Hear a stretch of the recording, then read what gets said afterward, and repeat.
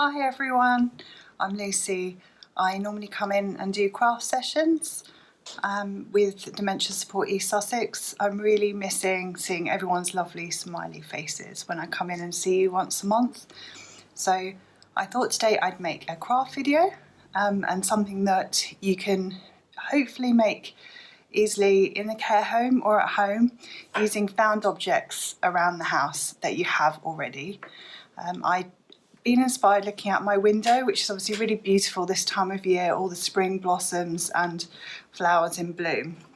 This really lovely blossom tree just outside my window, which has inspired me to think about what we can create, inspired by springtime and sunshine and flowers. So today we are going to create a blossom which is using something which will hopefully be in every house, an egg carton. And to finish this off, we just need a few other craft supplies, and we can substitute anything for things that you find around the house to make it really nice and easy to use. So we're going to be using some paint. I've made our craft blossoms pink, so to do that I just mixed up some red and some white acrylic paint. You can use any type of paint that you have around. You can use pink paint, you can make white blossoms as well. Obviously these in my garden are white, so anything that you have. The other thing you can do is use just normal pens to colour in the egg carton, because they will work just as well. Or you could also use paper to cover your egg carton. So just anything that you can find around and substitute will work. The other equipment we'll need for this is scissors. If you are going to be doing this activity with residents, I'd suggest that you cut out the egg cartons already so they're just ready to paint, and we'll go through that in a minute to show how that's going to work.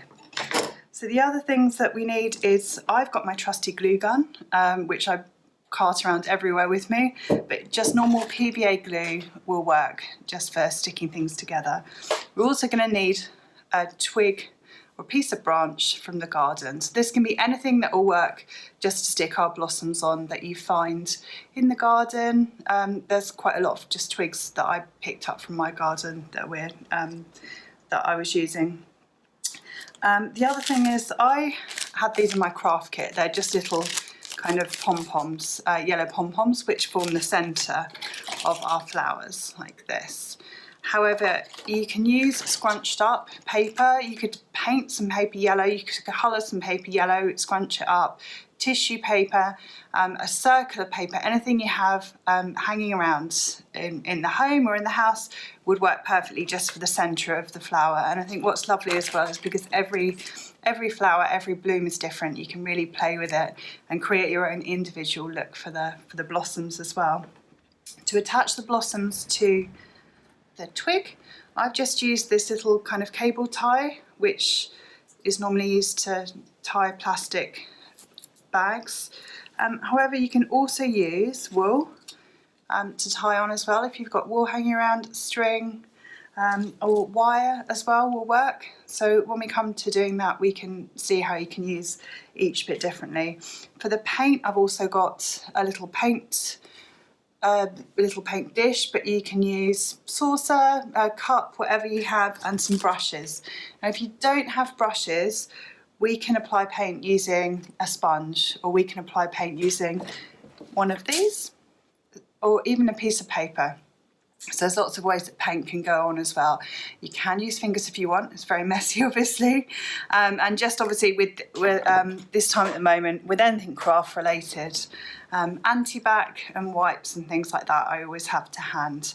This activity is really nice. It can be done one-to-one, or it can be done in a group. And if residents are socially distancing, they'll still be able to complete individual blooms, which can then be put on a collective branch, which will be really lovely for everyone to see and to share. So in a minute we're going to get cracking. I always start my sessions with something that's sensory, so people can feel if they're maybe visually impaired. and smell as well, because smell's a really beautiful way to connect. So if you can, bring some of the outside in and bring a blossom inside just for residents to smell and to touch. It really creates connection with what we're making with our egg cups flowers. This smells really lovely actually. I'm going to pop it in water for looking at all day, but it's just really nice to have that sensory touch and be able to touch the flower and touch the petals for residents and talk about maybe favourite flowers. Sometimes it brings up some really lovely memories or poems to do with flowers that residents might remember from long ago. So yeah, that's a really nice way to start off. So maybe bringing in a couple of blooms and passing them around for people to smell and touch, and then we're going to move on to the making. So we'll start that now. So step one is our normal egg carton. We're going to cut out 6 flowers here from our 6 little indents where the eggs go to make the blossoms. So just by using scissors, this is why I was saying it might be best if you do this before you start the activity with residents. It's a little bit tricky when you're cutting. So I'll just demonstrate with one, if I can, how to cut it out. So you're literally just going to cut out each individual one.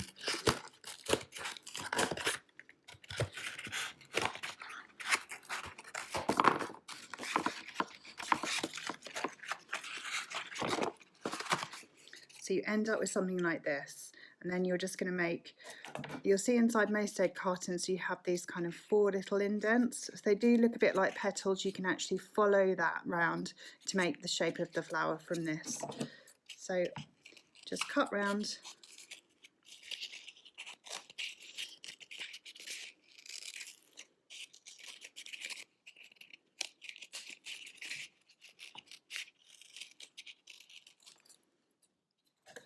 So you have what effectively looks like this, which is like a little flower, and then you can neaten it up and you can really make it look like a flower shape in the way that you cut it. So just neaten it up so that it has the shape of petals. So you can just follow around. The nice thing is with every bloom, every flower is different. So if they all look a bit different and they all have different shapes, then that's really lovely. They're all individual, and each resident can customise their own bloom.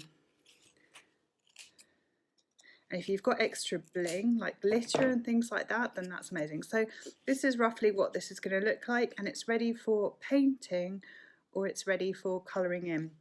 So I mentioned we could use pen. It does work just as well. I'm using Sharpie because Sharpie is great and it'll go on anything. But if I just show you a little bit of a leaf here coloured. So if you've got residents that really like colouring, then this will work nicely as well. This is just pink. You can have a red bloom or a green or whichever colour someone would like to colour it in, you can do that. And then we've also got a paint, so I'll just show you how we'd paint it. So the next step, we are going to paint our little blossom flowers. I mentioned I've got red and white, so I've just got some red in here. I'm going to add some white in, and then I'm going to mix together. So to mix a kind of light colour pink, you just need a really, really small amount of red. And then you can just carry on adding, as with any darker colour. Just start off with a very, very small amount and just carry on adding to blend the right shade. If you add too much of the darker shade at first, then you'll end up with it being really dark and use a lot of lighter paint to try and get the shade you want. So just a really small bit of red I've used, probably just a tiny dab on my brush, and that's created that pink. So then we can start painting our blossom. Here we go. So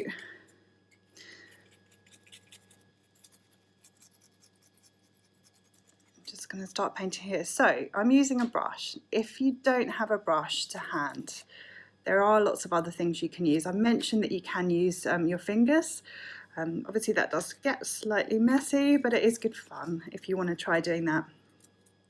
You can just use a tiny bit of cardboard. So this is just a little offcut from the egg carton.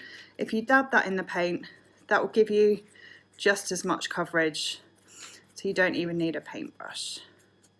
And I've also mentioned if you've got any pink paper, you can decoupage, so you could glue the pink paper onto the flower rather than painting if you don't have that to hand. It's just about kind of experimenting and playing with what you've got in the home as well. I think any connection with making and doing art is a really positive thing, and particularly at this time. If a resident's in their room and they can colour in with a pencil, then that's just as fantastic. And any bit of bling or glitter or anything you've got as well, we all love a bit of bling. That would be perfect as well for adding on to our flowers. So we just want to get them all nicely painted. If you're painting, so I left mine for about 3 or 4 hours just to dry off, so you could paint and then you could do the construction maybe in another activity. If you're colouring in, we can start attaching straight away. So we've painted and now we're going to attach our blossoms to our branch. So once your little blossoms have dried like this, then we want to attach them to the branch. We need to make a hole through the egg carton. It's quite thin cardboard, so it's not too difficult to make a hole through. I've just used a pen with this. If you can pop it on, maybe for instance another egg carton might be a good way. This might be another thing that you can do before you work with the residents on attaching it. Just make some holes through. So I'm just going to use this pen and make a hole through like this. Depending on how you're going to attach it, so if we're going to use wool, it might be a good idea to have 2 holes through, which I'll show you. So if I'm using my little tie here, all I need to do is just pop this through and make kind of like a little knot with the tie. Let's see if I can show you like that. And then this is going to stay here and attach onto the branch. If I'm using wool, so I might need to make another hole. Because then you want to just maybe tie it through each hole like this, a bit like if you were making a button. I'll show you.